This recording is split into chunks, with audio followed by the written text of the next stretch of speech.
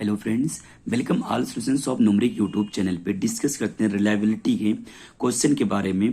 Question ये कह रहा, what do you understand by redundancy optimisation, also explain its important in context to system configuration. ठीक है, यानी कि क्या आप अंडरस्टैंड समझते हो, यानी कि आप समझते हो कि जो रिडंडेंसी ऑप्टिमाइजेशन होता है, ठीक है, उसके बारे में आपको एक्सप्लेन करना है, उसके इंपॉर्टेंट के जो कंटेंट होता है यानी कि सिस्टम कॉन्फ़िगरेशन में क्या उसके इंपॉर्टेंट है, ये एक्सप्लेन करना है। तो इसका जो आंसर हो जाएगा यानी कि we will assume that the component reliabilities have been determined and that further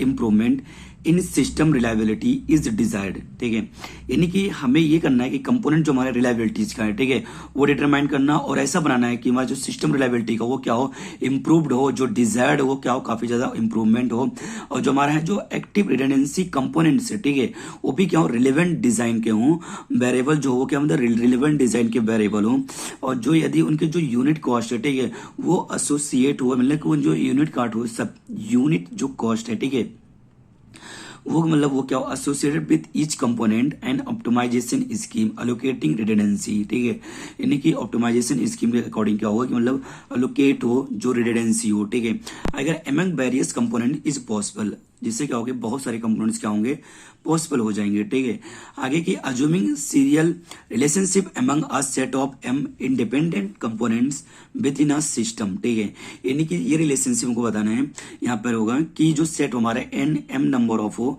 independent जो कंपोनेंट्स है सिस्टम के, ठीक है, उसके बारे में जो रिलेशनशिप है वो यहाँ पर मेंशन कर रहे हैं। ठीक, तो इसका जो कंपोनेंट्स यानी कि हो जाएगा, ये हो जाएगा कि assuming a serial relationship among a set of m independent components within a system। ठीक है, आगे बोलना है लेट RIT जो हो जाएगा वो क्या है, रिलायबिलिटी ऑफ कंपोनेंट वन का एट टाइम T1। ठीक है, तो यहां से NI जो हो जाएगा वो क्या होगा, नंबर ऑफ पैरेलल कंपोनेंट्स। ठीक है, I जो वो क्या डिसीजन वेरिएबल है, और CI unit cost of component है, B जो है budget variable for additional unit है जो रिडंडेंसी का है। ठीक है, आगे यानी क्या रहा, problem is to define values for NI। ठीक है, मैक्सिमम समेशन क्या कह रहा है, I equal to 1 to m bracket में 1 माइनस ब्रैकेट में 1 माइनस RIT। ठीक है, RIT के पावर जो है वो क्या है, NI है। ठीक है, आई मतलब कि summation of I equal to 1 to m CI NI जो क्या लेस देन इक्वल टू है B के plus summation of I equal to m CI। ठीक है, तो ये क्या कह रहा है कि the summation on the right side of the inequality account for the sunk cost necessary to have at least one of each component in design.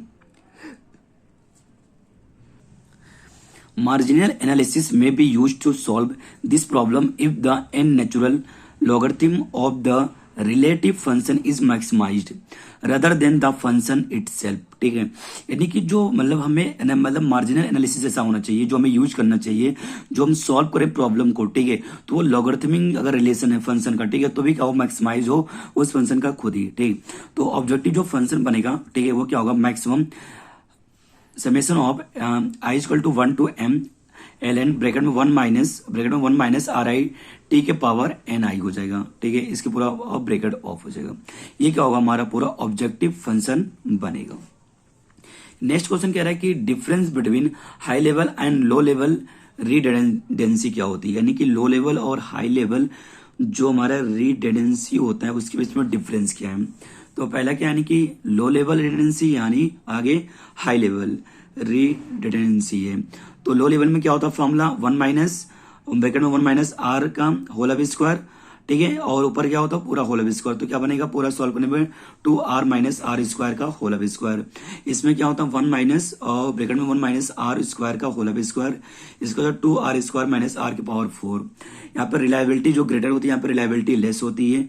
यहाँ पे क्या होता है, has not additional failure path, इसमें कोई भी एडिशनल फेलियर पाथ नहीं होता है, इसमें एडिशनल फेलियर पाथ होता है। ठीक है, और जो इसका डायग्राम बनता है, यानी कि फेलियर पाथ इसमें इसलिए नहीं होता है, ठीक है, क्योंकि यहाँ से अगर ये फेल होगा तो ये वर्क कर रहा तो ये दोनों वर्क करेंगे, यहाँ पे ये फेल हुआ तो ये वर्क नहीं करेगा, सिर्फ यही वर्क करेगा। अगर ये दोनों फेल हो गए तो पूरा सिस्टम फेल हो गया। ठीक है, इसलिए इसमें क्या है कि फेलियर पाथ है, यानी कि ये फेल हुआ तो ये भी समझ लो फेल ही हो गया। ठीक है, ये चीज होगा। नेक्स्ट आता है के आउट ऑफ एन का क्वेश्चन है, a system consists of 4 units. If any of the 3 units are operational, the system is considered operational. If the failure rate of each unit is 0.88 into 10 to the power minus 3, evaluate the system reliability at 1785 hours. ठीक है, आपको क्या बताना है, reliability बताना है N out of, नहीं जो एन आउट ऑफ के जो प्रॉब्लम होते हैं उसी का एक प्रॉब्लम है. ठीक है, तो यानी कि यहाँ पे जो सारी वैल्यूज आपके पास है गिवन है, लेमडा इक्वल टू 0.88 इंटू 10 के पावर माइनस 3 है, टी की वैल्यू गिवन है 1785 गिवन है आपके पास. ठीक है, आर है और आपको रिलायबिलिटी बताना है. ठीक है, तो यानी कि पहले हम आर की वैल्यू निकाल लेंगे. आर की वैल्यू ई की पावर माइनस लेमडा टी से, तो ई की पावर माइनस लेमडा यानी कि 0.88 इंटू 10 के पावर माइनस 3 इंटू 1785. तो यहां से जो आर की वैल्यू निकल के आपके पास आएगी वो आ जाएगा 0.2078. ठीक है, तो यानी कि जो यहाँ पर फॉर्मूला अप्लाई करते हैं रिडेंसी का वो आर एस हो जाएगा factorial N upon factorial X bracket में, यानी कि एन माइनस एक्स का फैक्टोरियल और यहाँ पे आर की पावर एक्स और 1 माइनस आर की पावर एन माइनस एक्स. ये क्या होता है, फॉर्मूला होता है.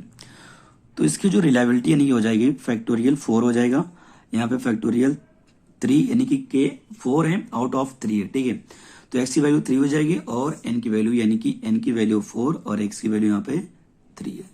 ठीक है, तो अगेन यानी कि यहाँ पे क्या हो जाएगा 4 माइनस 3 का फैक्टोरियल हो जाएगा. आर की वैल्यू क्या 0.2078 की पावर 3 और 1 माइनस 0.2078 की पावर 4 माइनस 3 प्लस. ठीक है, फैक्टोरियल 4 और यहाँ पे भी फैक्टोरियल 4 हो जाएगा. फैक्टोरियल यहाँ पे x है. ठीक है, यहाँ पर x है 3 हो जाएगा ये. एंड देन इसके बाद यहाँ पे जो होगा वो x की वैल्यू क्या हो जाएगी 4 और 4 माइनस 4 का फैक्टोरियल. r यहाँ पे था 0.2078 की पावर 4 और 1 माइनस 0.2078 की पावर 4 माइनस 4. ठीक है, ये वैल्यू. तो इसको जब सॉल्व करेंगे तो यहां से ओनली 4 बचेगा 0.2078 की पावर 3 और यहाँ पे जो वैल्यू आपके पास बचेगी इसको सॉल्व करेंगे. ठीक है, 1 माइनस 0.2078 की पावर 1 और यहाँ पर यानी कि यहाँ पे फैक्टर 4 ये 1 बचेगा इंटू 0.2078 की पावर 4 बचेगा और इसकी वैल्यू 1 हो जाएगी. यहाँ पे 0 हो जाएगा तो वैल्यू 1 हो जाएगी. यहाँ पे जब सॉल्व करेंगे तो इसकी जो रिलायबिलिटी निकल के पूरी आएगी 0.03023. ये क्या हो जाएगी, रिलायबिलिटी हो जाएगी. आपके पास क्या आएगा, ये रिलायबिलिटी आ जाएगा निकल के. आप कमेंट का जरूर बताइए आपको वीडियो कैसी लगी. अगर आप पहली बार चैनल पे विजिट कर रहे हो तो आप चैनल को सब्सक्राइब कर दो और वीडियो को लाइक कर दो. Thank you.